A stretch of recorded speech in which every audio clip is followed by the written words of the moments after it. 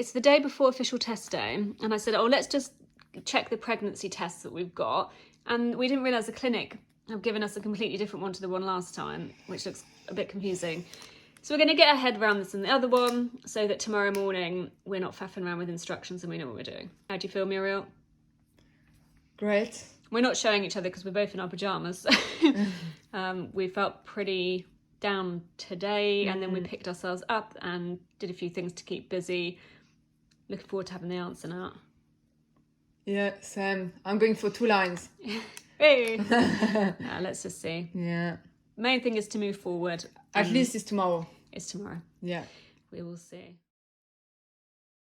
There is a line, and it's 4 in the morning, so we're going to do another test because it's quite a faint line, but there is a line, so we'll see. So we've done, it's too early and there's a shadow, we've done these 2 tests. It's about 2 minutes, 3 minutes over the time now, so it's not, and this is about 7-8 minutes over the time, but they've all come through positive. But I think because the lines weren't like mega, they look stronger now than they were because the lines are fainter. After last time, we're just a little bit freaked out. We're veering towards this being positive, but we think because it's 4 in the morning, or it was actually 20 to 4 in the morning, we might try again when we wake up if we manage to get some sleep. And we also want to write to the clinic and ask for blood tests to see what's going on, to make sure this isn't another chemical pregnancy. But at the moment, we're trying to, I think, enjoy some form of happiness, even if it's fleeting.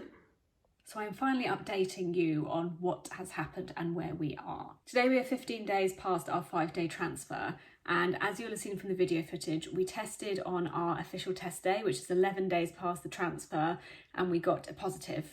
So it was a bit of a faint positive on the test that the clinic gave us, and a bit of a stronger positive on the 2 tests that we had purchased ourselves, but it was certainly a positive. We were very overwhelmed. We had tested at 3:30 in the morning because we couldn't sleep. We were exhausted and in shock. So we told our clinic that day, it was a Sunday, so obviously there wasn't much staff about, but we sent them a message saying that we had a positive, but were worried that it was a little faint. But they messaged us back saying not to worry and that their test is notoriously difficult to get a positive on. Apparently they have a lot of women doing kind of clear blue tests and getting positives, and then when they do the test issued by the clinic, they get a negative because it's much harder in terms of the sensitivity of it to get a positive.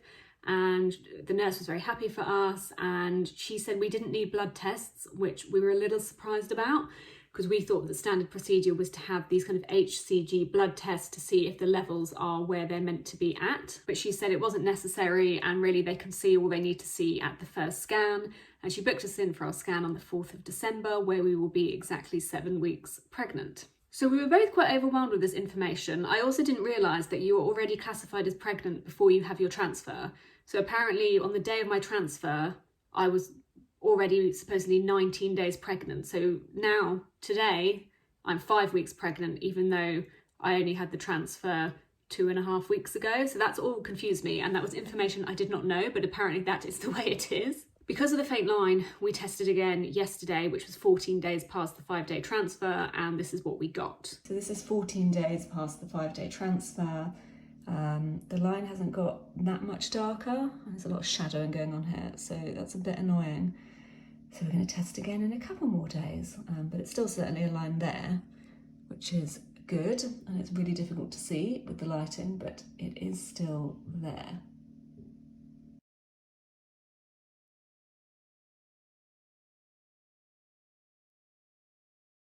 So we were a bit deflated just because we're desperate for a very strong line, and although the line I think was a bit darker than Sunday, it was still on the fainter side.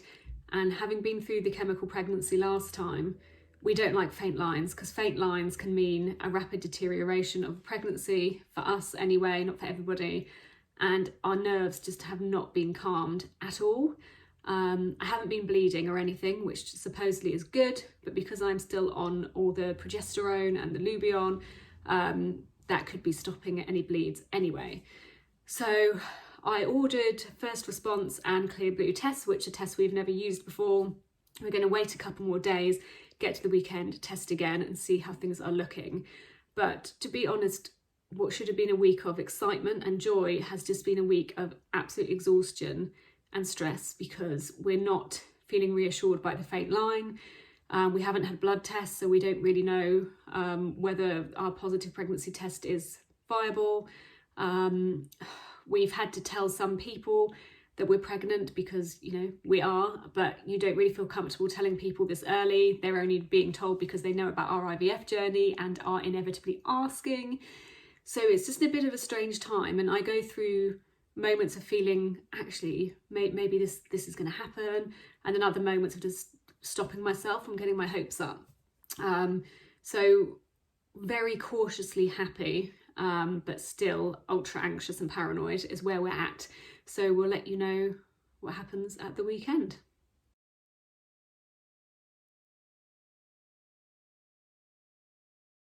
So as you can probably tell, it is bad news. It appears that we've had another chemical pregnancy, an early miscarriage. So you saw that I purchased Clear Blue First Response, and our aim when we were doing the test for the third time was just to see the line get a bit darker. Everything looked good, you know, in comparison to last time, and although we were definitely trying to keep our excitement kind of suppressed, it was still a nice feeling because you can't help but get excited a little bit. And you start to think, okay, this is it, it's going to work, we've got our scan in a couple of weeks, and that's going to be scary, but we're going in the right direction. So we woke up at kind of 5 in the morning. I don't know why we woke up so early, because I was still so convinced I was pregnant. The night before, I felt the sickest I have felt to date. I felt really, really nauseous, really, really tired. So there was no kind of thought in my mind of, actually, this isn't a viable pregnancy. But something within me, when we woke up early and we both decided to just get up and do the test, something within me didn't want to do the test. And I think that's mainly from cycle 1. Obviously, we had a chemical pregnancy then as well, but I just didn't feel good about it.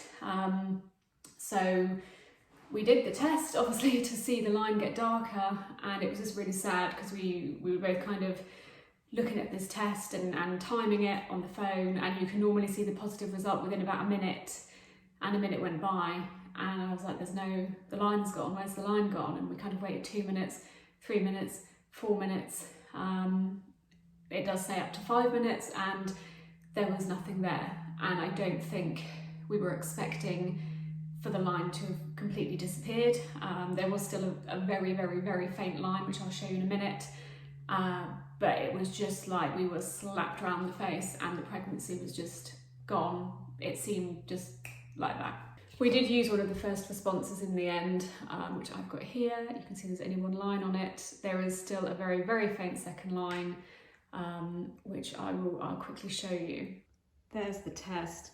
If you really look, you may be able to see a very faint second line fading away. So that's also the HCG one. We did about 3 of those. You can see still a very faint second line, but the lines always look darker when you leave them out. So when you look at them within their kind of allocated time frame, there really was nothing there. So now we go through the grieving process. Lots of tears yesterday. I came off my progesterone immediately. Tried contacting the clinic for advice, didn't really hear anything back, had to keep chasing them. Eventually they just said, it's very kind of emotionally detached, oh, okay, you've had a negative test, yes, stop all medicine immediately. And I tried to stress to them to not put on my records that I'd had a negative test, as that's what they did last time, and that it was a chemical pregnancy, because I'd had a number of positive tests. I was 5 weeks pregnant, and then I lost it. So I think there is a difference, and that needs to be reflected on my record, as opposed to just saying it was a clear negative. I'm freaking out because to have 2 chemical pregnancies in a row from this IVF is not great. I would rather have the clear negatives than be told I'm pregnant and then after a short while it go. I start to worry that there's something wrong with me, is something going on that we don't know about. I don't know. From the research I've done, normally with a chemical pregnancy it's either lack of progesterone, which we did rectify this time. I was on so much progesterone, If not, it's chromosomal abnormality of the embryo. So at the end of the day, if it's not a viable embryo, it's just never going to be, no matter what you do, and it shouldn't be, because it's not going to develop properly. So it could just be, which I'm hoping is the answer, really rotten luck that my transfer of cycle 1, my transfer now, although they were good quality embryos, they just weren't viable. So it's difficult coming off the progesterone, because people in forums always say, oh no, you should stay on it, you never know, a line's a line. But we had a strong line, well, not a strong line, we had a strong enough line, and it just has weakened to almost nothing. And I've never heard a story where the line disappears and then it miraculously comes back. And the longer you stay on progesterone, the more damage you're doing to your body. You're stopping your body from kind of flushing everything out, going through the miscarriage, healing. So we stopped. We made that decision to stop, and I did start bleeding the next day, which was this morning, only lightly at the moment. But I know that if it's anything like last time, I will go into a very heavy bleed, probably for about 2 weeks, and you pass kind of horrible things which basically show that this is a miscarriage. And this is the hardest part. This is the part that I despise, and it's not so much the failing part and the upset, because that's horrible enough. And it's a mind game. Well, actually, only a couple of days ago, I genuinely believed that we were pregnant, and I was being very careful. And now I can just kind of carry anything heavy and rock and roll around because I'm just an average Joe with no pregnancy now.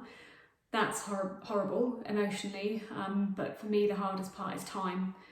And you go from this highly medicated process, and people are very emotionally invested in it, to suddenly everything falling through.